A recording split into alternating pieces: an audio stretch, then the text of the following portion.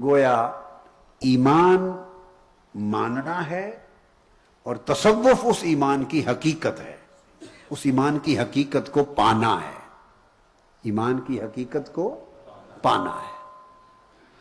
تو اگر سادہ لفظوں میں آپ کو اتنا ایک جملہ بھی بول دوں کہ آپ سادہ طور پہ کوئی مسلمان پوچھے جی یہ تصوف کیا ہے، سلوک کیا ہے جس کی بات آپ کر رہے ہیں، تو میں بڑی مختصر ایک جملے میں سمجھاؤں تاکہ ہر کوئی یاد رکھ لے، تو ایمان کی حقیقت کا نام تصوف ہے۔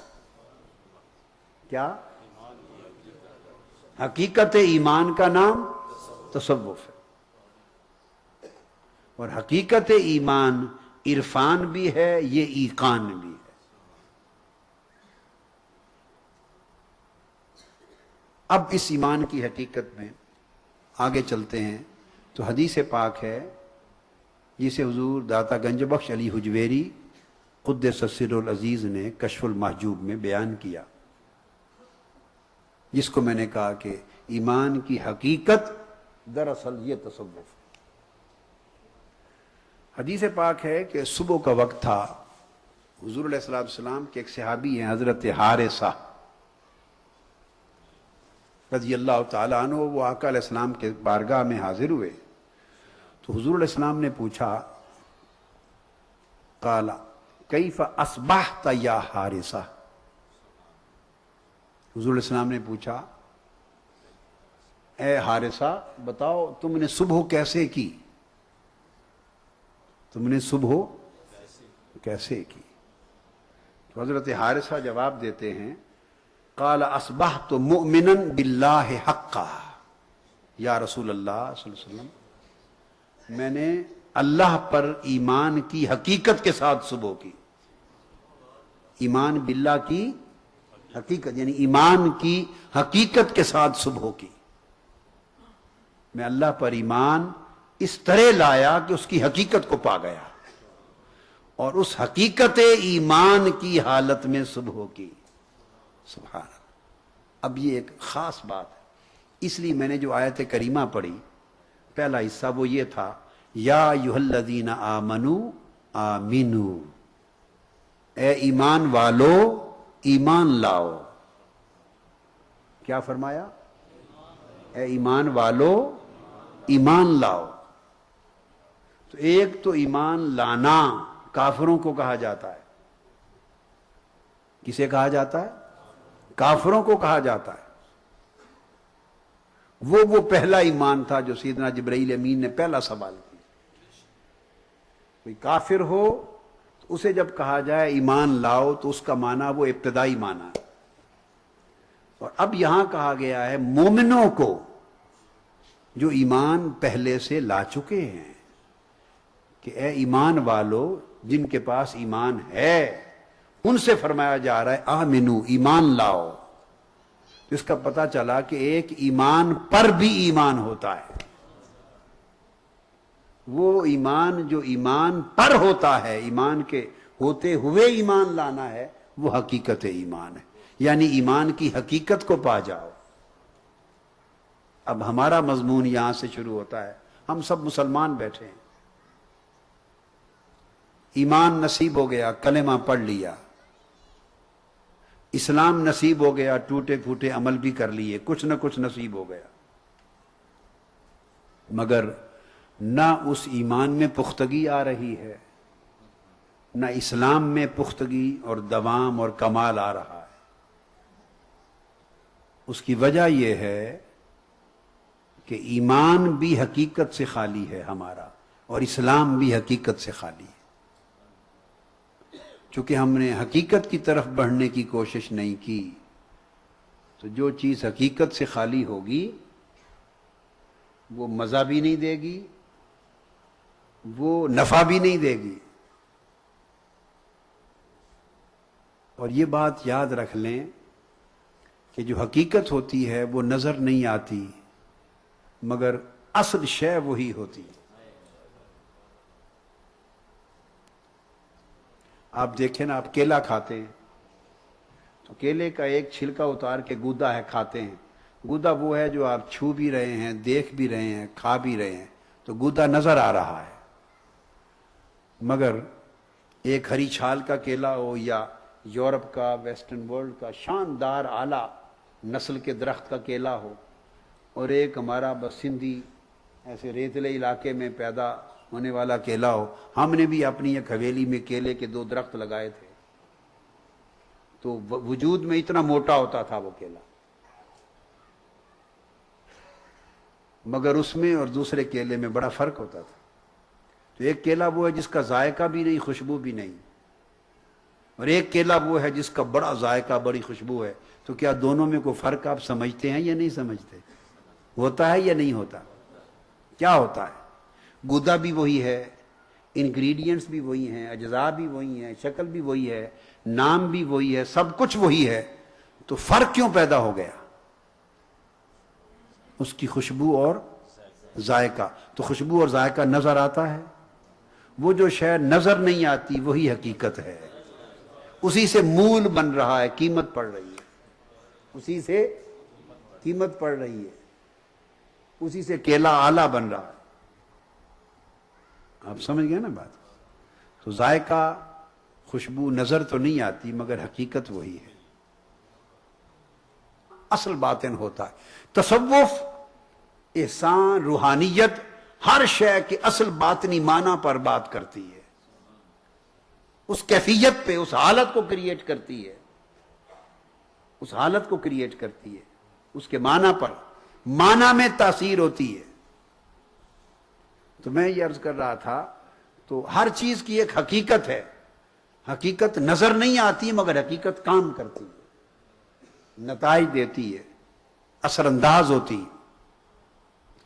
تو انہوں نے عرض کیا یا رسول اللہ میں نے ایمان کی حقیقت کے ساتھ صبح کی۔ تو حضور علیہ الصلوۃ والسلام نے فرمایا انظر ما تقول یا حارثہ، حارثہ غور کر تو کیا کہہ گیا ہے، غور کر تو نے کیا بات کر دی کہ میں نے ایمان کی حقیقت میں صبح کی۔ آپ نے فرمایا انا لکل شیء حقیقت فما حقیقت ایمانک، فرمایا آقا علیہ الصلوۃ والسلام نے کہ ہر شے کی ایک حقیقت ہوتی ہے، بتا تیرے ایمان کی حقیقت کیا ہے؟ تو فرمایا ہر شے کی ایک حقیقت ہوتی ہے، تو تیرے ایمان کی حقیقت کیا ہے؟ اب ایمان کی حقیقت بیان ہو رہی ہے، صحابی بیان کر رہے ہیں اور آقا علیہ السلام سننے والے ہیں۔ میرے رفقا، اراکین، وابستگان، بہت دیر ہو گئی زندگی کو، مگر از ناٹ ٹو لیٹ، ابھی بھی اتنی دیر نہیں کہ وقت ہاتھ سے نکل گیا ہو۔ آج کی اس مجلس کا مقصد یہ ہے کہ آپ کو اس حقیقت کی طرف پلٹا دیا جائے۔ زندگی کے ایک ایسے دور کا آغاز کریں کہ جو وقت بچ گیا ہے اب وہ ایمان کی حقیقت کے حصول میں صرف کر دیں۔ کیا؟ حقیقت ایمان کے حصول میں صرف کر دیں، اس لیے کہ آگے جنت اور دوزخ کے فیصلے تو ایمان اور اسلام کے ساتھ ہو جائیں گے، مگر حضور کی بارگاہ کی قربتیں اور اللہ کی بارگاہ کے دیدار وہ خالی نہیں، وہ کیفیتوں کے ساتھ ہوں گے، وہ حقیقت ایمان والوں کو نصیب ہوگی، وہ ان کو نصیب ہوں گی جو ایمان کی حقیقت پانے والے ہوں گے۔ تو میں یہ عرض کر رہا تھا، تو آقا علیہ السلام نے پوچھا تیرے ایمان کی حقیقت کیا ہے؟ تو انہوں نے جواب دیا یا رسول اللہ اب حقیقت کو سمجھیں۔ فقال عرفت نفسی عن الدنیا، پہلی بات حقیقت ایمان کی، انہوں نے عرض کیا یا رسول اللہ میں نے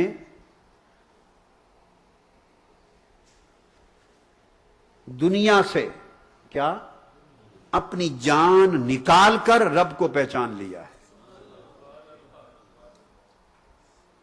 ہائے ہائے، دنیا کو جسم سے نہیں، دنیا سے جسم کو نہیں نکالا، کیا جسم دنیا میں ہے، جسم دنیا میں ہے، جان نکال لی ہے اپنی دنیا سے۔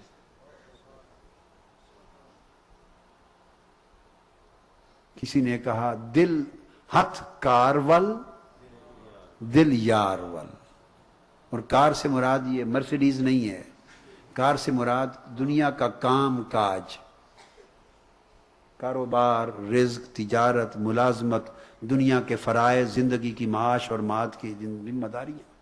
کار سے مراد کام دنیا کا، میں ہتھ کار ول، ہاتھ کام کاج کی طرف ہی رہے، دھیان اندر سے نکال لیا جائے، دل یار ول، دھیان یار کی طرف ہو جائے، ہاتھ کار کی طرف رہے اور جان اور دھیان یار کی طرف رہے۔ دل دنیا سے نکال لیا ہے، اپنی جان دنیا سے نکال لی ہے۔ آپ کہیں گے جان دنیا سے کیسے نکلتی ہے، کیا مطلب؟ اس کو دوسرے لفظوں میں سادہ کر دیتا ہوں، دنیا کی محبت کو دل سے نکال دیا ہے۔ اب دل ہے، اس میں دنیا نہیں۔ میں یہ نہیں کہہ رہا کہ خود کو دنیا سے نکال لو، نہیں، خود دنیا سے نکل گئے تو پھر تو سارا نظام ختم ہو گیا۔ خود دنیا سے خود کو نہ نکالو، یہ کہہ رہا ہوں کہ دل کو دنیا سے نکال لو، یا دنیا کو دل سے نکال دو۔ خود کو دنیا سے نہ نکالو، دنیا کو دل سے نکال دو، بس اتنی سی بات ہے۔ ہم خود تو دنیا میں تھے ہی، ثم رددناہ اسفل سافلین۔ اے انسان، تو احسن تقویم پیدا کیا گیا تھا، تیرے اندر رب کریم کے جلوے تھے، اس کے حسن کے جلوے تھے، اس نے بڑی خوبیوں کے ساتھ تجھے پیدا کیا اور احسن تقویم کا درجہ دیا، پھر مالا اعلیٰ میں اپنی قربت کے دربار میں رکھ کر تجھے اپنے انوار سے دھویا، پالا، تربیت کی، اور پھر تمہیں اسفل دنیا میں بھیجا اور دنیا میں رکھا۔ تو خود تو دنیا میں تھا ہی، دنیا میں تو اللہ نے فرمایا میں نے بھیجا تھا، رکھا تھا تاکہ آزمائیں، تو نے دنیا کو اٹھا کر اپنے اندر رکھ لیا۔ ہائے ہائے، ہم نے تجھے دنیا میں رکھا تھا، یہ تو نہیں کہا تھا کہ دنیا کو اپنے اندر رکھ لو۔ ہائے ہائے، دنیا تو باہر ہی رہنی تھی، دنیا کو باہر ہی رکھنا تھا، تو نے دنیا کو اندر کر لیا۔ دنیا تیرا ظرف تھی، برتن تھی، تو اس کے اندر ہوتا، دنیا میں تو سجتا، خوبصورت لگتا۔ اب دنیا کو تو نے اپنے اندر کر لیا تو تو برتن بن گیا، دنیا اندر سج گئی۔ ہائے ہائے، اگر دنیا باہر ہوتی اور تو اس کے اندر ہوتا تو تو مخدوم ہوتا، دنیا خادم ہوتی۔ اب جب سے تو نے دنیا کو اپنے اندر رکھ لیا ہے، تب سے تو خادم ہے، دنیا مخدوم ہو گئی۔ مال و دولت دنیا تیری معبود بن گئی، پھر تب سے ہرس آ گیا ہے، لالچ آ گیا ہے، حب دنیا تیرے نفس کا معبود بن گیا ہے، تو پجاری بن گیا ہے دنیا کا، مال کا، دولت کا، جاہ کا، منصب کا، خواہشوں کا۔ تو حضرت عارشہ کہتے ہیں یا رسول اللہ صلی اللہ علیہ وسلم، میں نے دنیا کو اپنی جان اور اپنے قلب سے نکال لیا ہے، یا اپنے دھیان کو، رغبت کو، اپنی محبت کو دنیا سے کھینچ کے باہر نکال دیا۔ تو جب سے میں نے اپنی جان کو دنیا سے نکال لیا ہے، تب سے رب کو پہچان گیا ہوں۔ ہائے ہائے، اب ہماری کیفیت کیا ہے؟ ہم رب کو مانتے ہیں، پہچانتے نہیں ہیں۔ بس مانتے ہیں، کیا پہچانتے نہیں ہیں؟ چونکہ پہچانتے نہیں ہیں اس لیے اس کا حق ادا نہیں کرتے، اس کا ادب نہیں کرتے، اس کی عظمت نہیں کرتے۔ پہچان جو نہیں ہے، ہر کوئی کہتا ہے میں رب کو مانتا ہوں، میرا رب پر ایمان ہے۔ بھائی ایمان ہے، پہچان تو نہیں ہے نا۔ بندے خالی ماننے سے بات نہیں بنتی، پہچان پیدا کر۔ اور اگر پہچان رب کی ہو جائے تو اللہ کی عزت کی قسم، اللہ کے سوا نگاہ میں کسی کی بڑائی نہ رہے، کوئی بڑا نہ رہے، نہ کسی کا لالچ رہے، نہ کسی کا خوف رہے۔ دو عالم سے کرتی ہے بیگانہ دل کو، دو عالم سے کرتی ہے بیگانہ دل کو،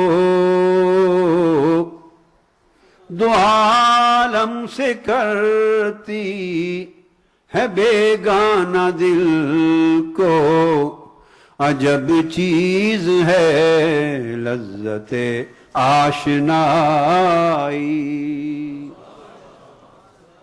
عجب چیز ہے لذت آشنائی۔ یہ جو لذت آشنائی ہے، اگر یہ دل کو مل جائے تو دل دنیا سے، دو عالم سے بیگانہ ہو جاتا ہے۔ جسم کو بیگانہ نہیں کرنا، دماغ کو بیگانہ نہیں کرنا، پھر فرائض ادا نہیں ہوں گے، اقوام عالم میں اونچا مقام نہیں ملے گا۔ وہ جسم اور دماغ کو رکھنا ہے، دل اور محبت کو نکال لینا ہے۔ تو حضرت حارثہ کہتے ہیں کہ میں نے جان کو دنیا سے نکال کر رب کو پہچان لیا ہے۔ تو پھر کیا ہوا ہے؟ اب آپ بھی سوچیں گے اگر ایسا ہو جائے تو پھر اس کا فائدہ کیا ہے؟ حضرت حارثہ نے جواب دیا، یا رسول اللہ، جب سے میں نے اللہ کو پہچان لیا ہے اپنی جان دنیا سے نکال کر، تو پھر فَاسْتَوَىٰ عِنْدِي حَجَرُهَا وَذَهَبُهَا وَفِدَّتُهَا وَمَدَرُهَا۔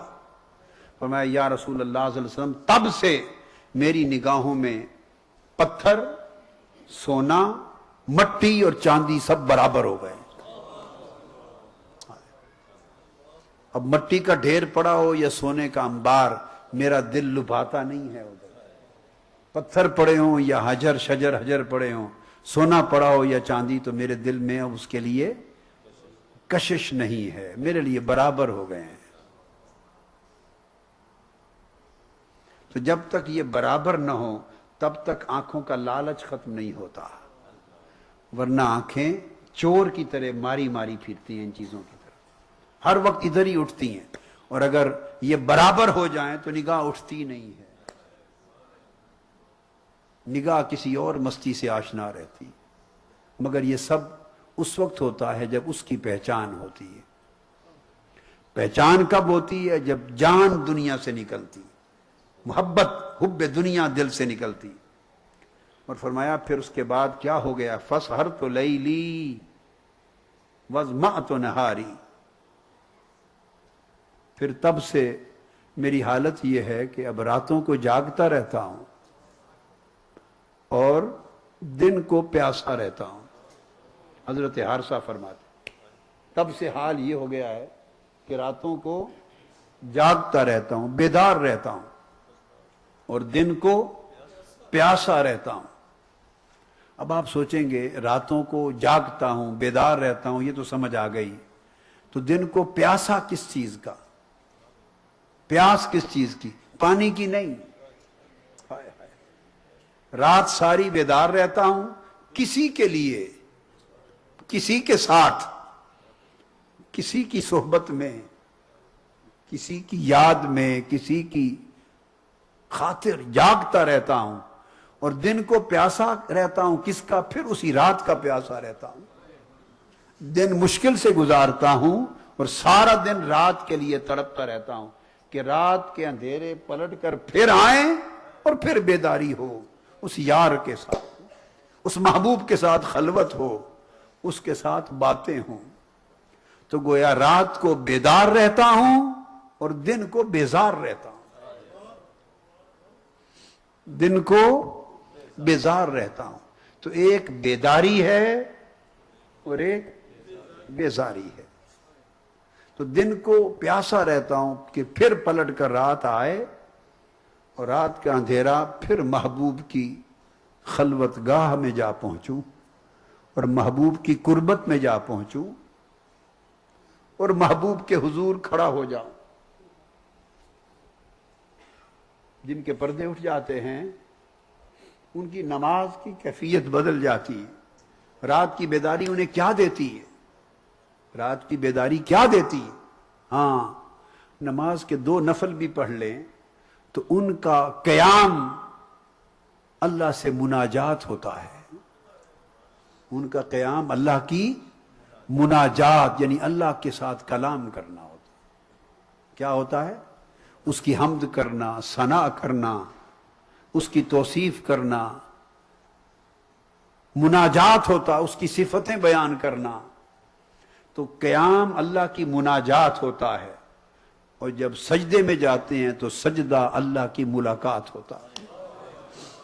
ان کے قیام میں مناجات ہوتی اور ان کے سجود میں ملاقات ہوتی۔ تو رات کی لذتیں ان کے لیے کچھ اور ہو جاتی، رات کی بیداری انہیں کچھ اور دیتی۔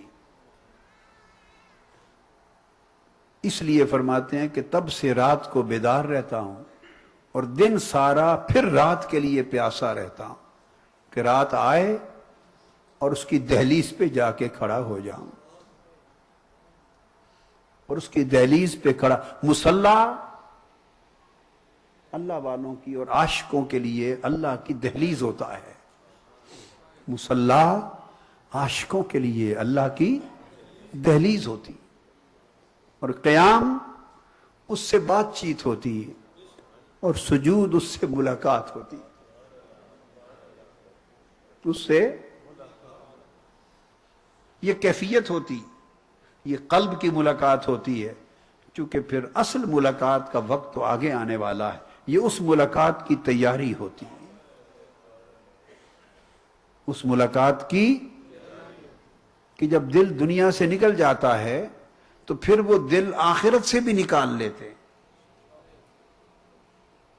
تصوف کا معنی ہے دل کو صاف کر دینا۔ کیا؟ کس سے؟ پہلے دنیا سے اور پھر حرص جنت سے۔ پہلے حرص دنیا سے، پھر حرص جنت و آخرت سے صاف کر دینا، اور خالی کر لیتے ہیں دل صرف مولا کے لیے۔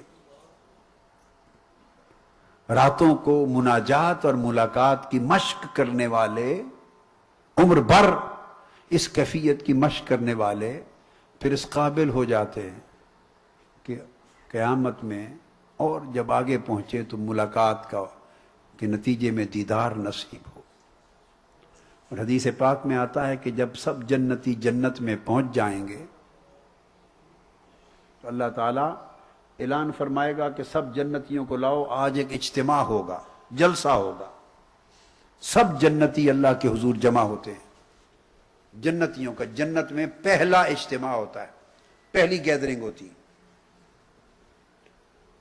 اللہ پاک ان سے خود خطاب فرماتا ہے، اور خطاب کیا؟ خطاب صرف اتنا ہوتا ہے، اللہ تعالیٰ ان سے پوچھتا ہے بتاؤ جنتیوں، جو جو وعدے تم سے میں نے کیے تھے کیا تمہیں مل گئے یا نہیں؟ تم نے میرے احکام کی تعمیل کی، میرا حکم مانا، میرے امر پہ چلے، تو جو وعدہ میں نے تم سے کیا تھا جنت اور جنت کے اندر کہ یہ کچھ ملے گا، حور، قصور، جنات، باغات، چشمے، نہریں، پھل، وَلَكُمْ فِيهَا مَا تَشْتَهِي أَنفُسُكُمْ، جو چاہتے تھے وعدہ کیا تھا مل گیا کہ نہیں؟ سب جنتی خوش ہوں گے، حشاش بشاش ہوں گے، ان کے چہرے پر رونق ہوں گے، آنکھیں خوشی سے تمتما رہی ہوں گی، اور عرض کرنے کے باری تعالیٰ سارے وعدے مل گئے، جو کچھ تو نے فرمایا تھا ہم نے پا لیا۔ اتنے میں باری تعالیٰ فرمائے گا فرشتوں کو کہ دیکھو اس طرف کچھ لوگ کھڑے ہیں سر جھکائے ہوئے، وہ چپ چپ ہیں، بولتے نہیں ہیں، ان سے جا کے پوچھو کہ کیا کوئی وعدہ ان سے کیا ہوا رہ گیا ہے؟ وہ کیوں چپ چپ ہیں، پریشان پریشان لگتے ہیں، خاموش ہیں؟ ملائکہ جا کے پوچھیں گے تو وہ جواب دیں گے۔ یہ مناجات اور راتوں کو مناجات اور ملاقات کرنے والے۔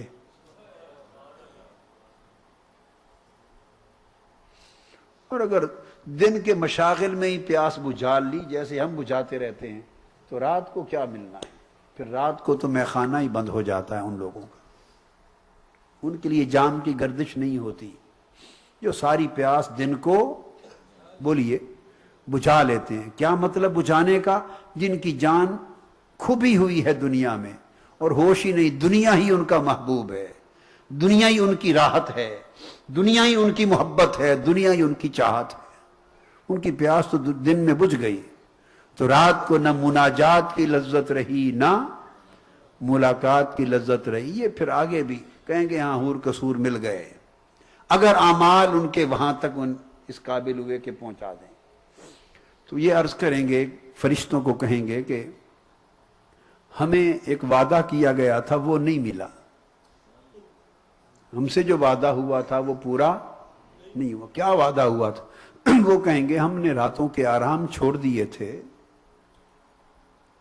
پہلو بستر سے جدا کر دیے تھے، ریاضتیں کی تھی، مشقتیں کی تھی، دکھ اٹھائے تھے، تانے بھی سہے تھے لوگوں کے، باتیں بھی سنی تھی، بے آرام بھی ہوئے تھے، راحتیں بھی چھوڑی تھیں، لذتیں بھی چھوڑی تھی، شہوتیں بھی چھوڑی تھی، سب کچھ تج کر دیا تھا. رات کو کھڑے رہتے، کبھی سجدے میں جاتے، روتے تھے. تو ہم نے ان جنتوں کے لیے، حوروں کے لیے، محلات کے لیے، نہروں اور چشموں کے لیے اور پھل پھول درختوں کے لیے تو نہیں کیا تھا. تو کسی نے وعدہ کیا تھا کہ اگر اپنی لذت اور اپنا آرام ان دنیا کی چیزوں سے نکال لو گے اور اللہ کے ساتھ جوڑ لو گے تو قیامت کے دن پھر اس کا دیدار ہوگا. مولا ہم نے تو ساری زندگی اس دیدار کے انتظار میں گزار دی تھی، سارے آرام اس دیدار کی طلب میں چھوڑ دیے تھے، اس کی تڑپ میں.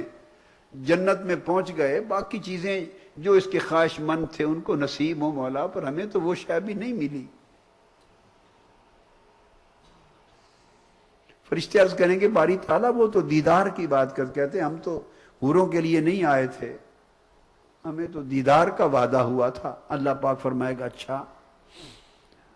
باقی جنتیوں کو فرمائے گا اچھا تم اپنے اپنے محلات میں، مکانوں میں، حجروں میں، خیموں میں، اپنے ٹھکانوں پہ چلے جاؤ. سب جنتی بھیج دیے جائیں گے، خوشی خوشی سب جنتی واپس آ جائیں گے، صرف وہ رہ جائیں گے. اللہ پاک فرمائیں گے فرشتوں کو انہیں میرے قریب کر دو.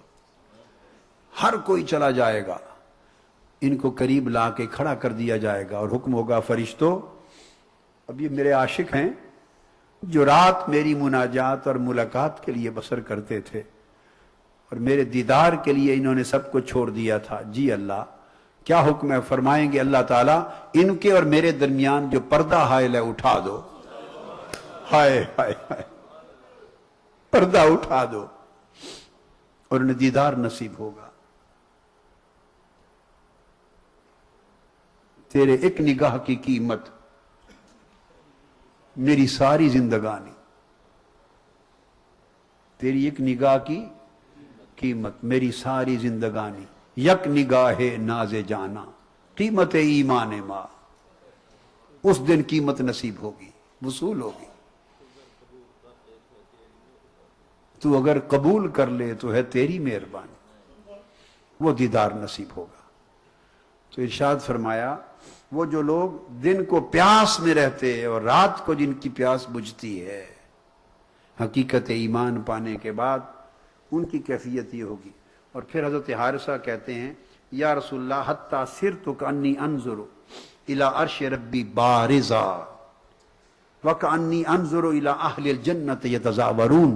یا رسول اللہ میری حالت یہ ہو گئی ہے کہ رات کو بیٹھتا ہوں تو یوں ایسے لگتا ہے جیسے عرش الہی کو ننگا آنکھوں سے دیکھ رہا ہوں. کبھی ایسے لگتا ہے کہ جنت کے اندر جنتیوں کو باہم ملاقات کرتے دیکھتا ہوں. یعنی کشف اور مشاہدہ کا عالم یہ ہو گیا.